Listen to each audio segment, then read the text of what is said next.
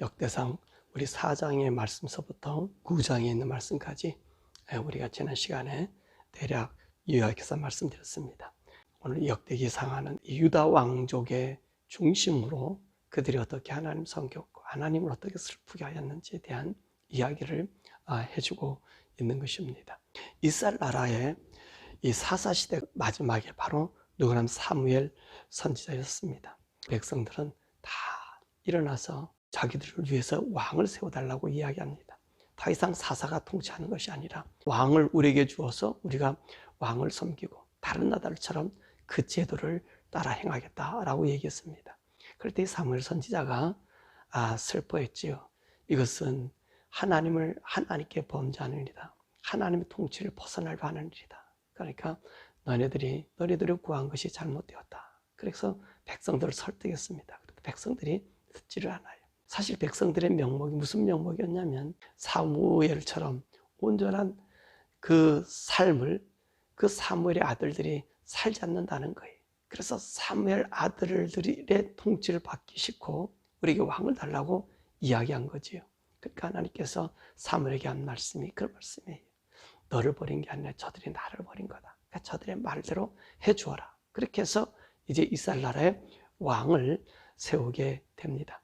그때 초대 왕이 누구냐면 이 사울이었어요. 기스의 아들 사울. 이 사울은 어떤 사람이었느냐 보니까 키가 큰 사람이고 이스라엘 사람들보다 어깨 하나 위가 더 올라갈 정도로 큰 사람이었습니다. 이 당시에 이 이스라엘 나라를 괴롭혔던 사람이 누구냐? 이 블레셋 사람들이거든요. 이 블레셋 사람들은 아주 키가 크고 장대한 힘 있는 장수의 사람들이에요. 그러니까 하나님께서 저들이 구하는 사람, 정말로 이 블레셋과 견주어서도 지지 않을 사람, 바로 그 사울을 선택해서 그들에게 주었습니다. 백성들이 원하는, 백성들의 마음에 맞는 그 사울을 주었던 거예요. 그랬더니 사울이 이제 왕이 되었습니다. 그렇지만 사람들 중에서도 사울을 비웃는 사람들, 사울의 가문을 우습게 여기는 그런 사람들이 있게 된 것입니다. 그런 와중에 오늘 이 사울의 왕이 되자 어려운 일이 당하게 됩니다. 오늘 본문의 말씀 보면 길랏 야베스 사람 그 땅에 이제 암몬 왕 나하스가 올라와서 이제 야베스 그 지역을 쳐들어온 거예요. 그러니까 이 야베스 사람들이 우리가 당신과 언약을 맺자. 당신들이 요구한 대로 우리가 당신을 섬기겠다라고 길랏 야베스 사람들이 얘기하니까 이 암몬 왕 나하스가 뭐라 얘기하냐면 네 아들 언약을 맺으려면 너네 오른쪽 눈을 다 뽑아버려야 된다. 그렇게 이야기한 겁니다. 그러니까 길랏 야베스 사람이 암몬 왕의 그 이야기를 듣고 일주일만 우리에게 시간을 달라. 내가 우리 새로 왕이 생긴 왕에게 가서 물어서 나를 도와줄 수 있는 것인지 없는지를 알아보겠다. 만약에 그들이 우리를 돕지 않는다면 너희 하는 말대로 우리 눈을 다 빼고 너희 종이 되겠다 라고 이야기합니다. 그러니까 암몬 왕 이 나하스가 교만해서 그렇게 해라 한 거죠. 길랏 야베스 사람들이 이 기브아에 있는 사울에게 그 소식을 전한 거예요. 사울이 거기에서 이 의분이 생겨서 자기가 농사 짓고 있던 소 한 겨리에 그 각을 떠가지고 이스라엘 혼적에 보내면서 모두 벳에게 모여서 이제 이 우리 동족 야베스 사람을 구하자라고 이야기했습니다. 그랬더니 사람들이 33만 명이 모여서 일주일 되던 그때에 가서 이 야베스 사람을 구한 것입니다.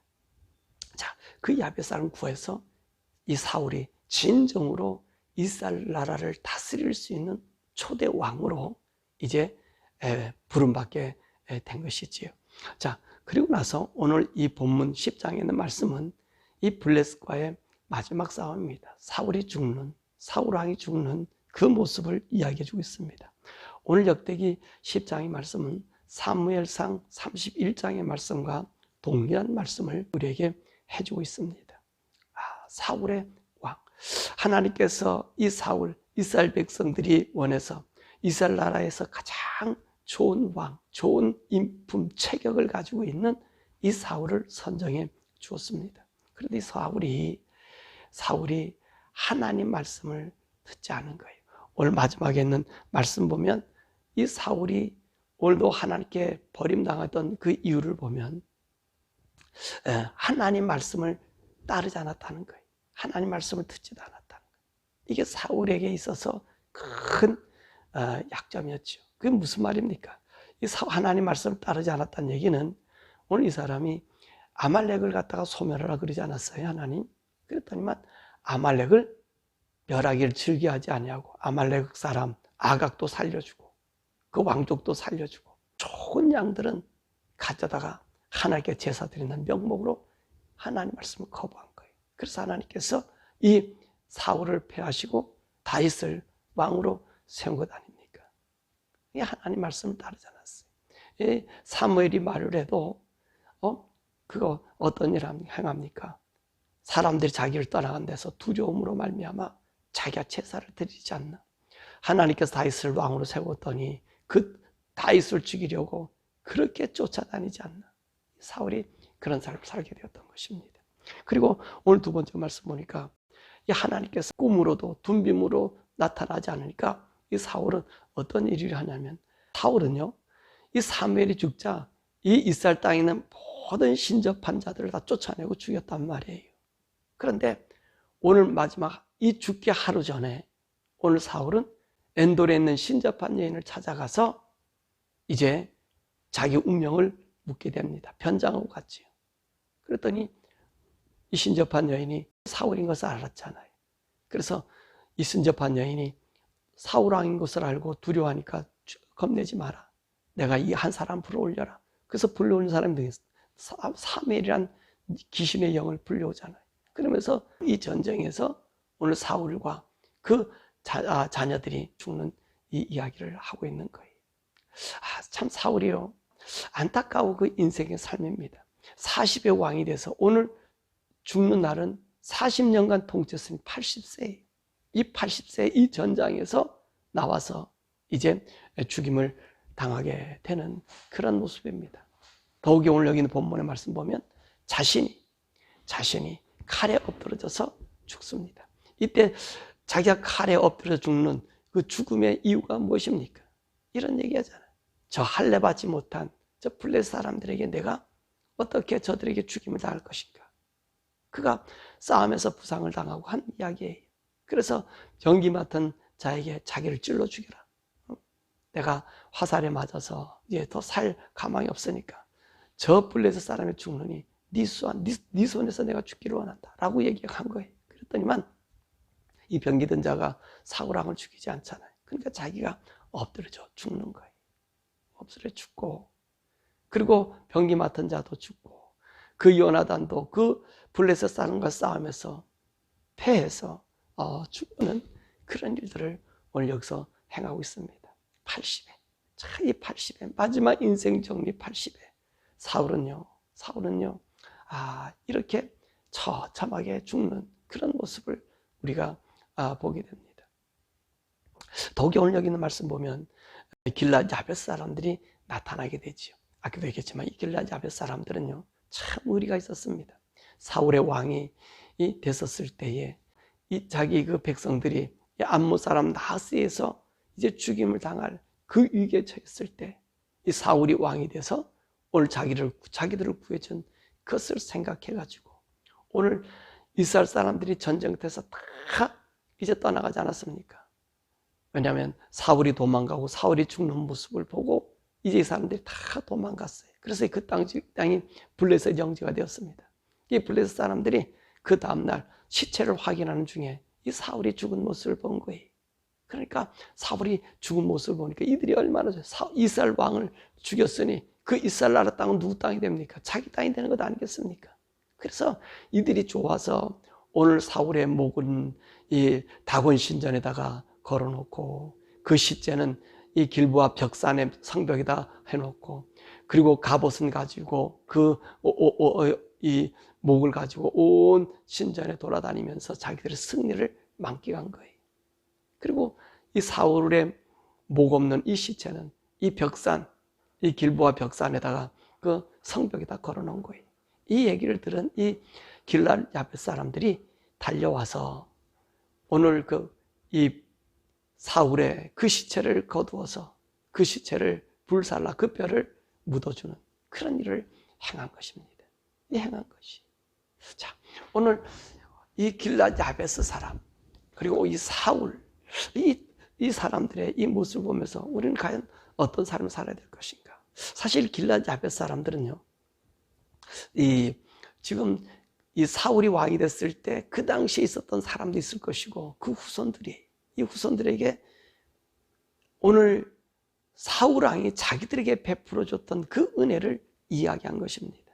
그러니까 오늘 여기서 사마라 이 사울 왕의 시체를 거두러 왔던 사람들의 그 나이가 어느 정도 되겠어요? 노인들은 아니지 않겠습니까?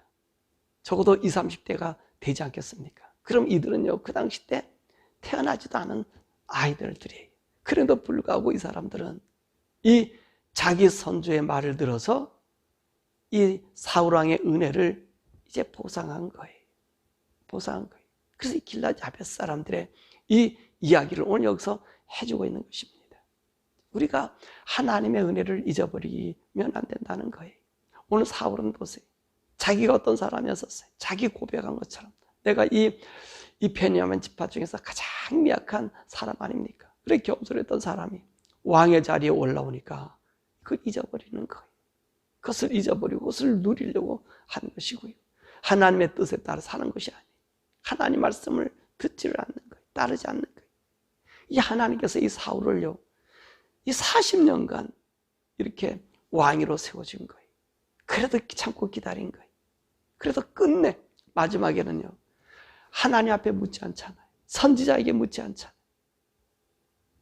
묻지 않고 하나님의 뜻, 만약에 전쟁이 난 이곳에서 사울이요, 이 블레셋과 싸움이 아니라 자기 왕권을 유지하려고 한 것이 아니라 다윗을 불러서 정말로 다윗아, 내가 너에게 잘못했다.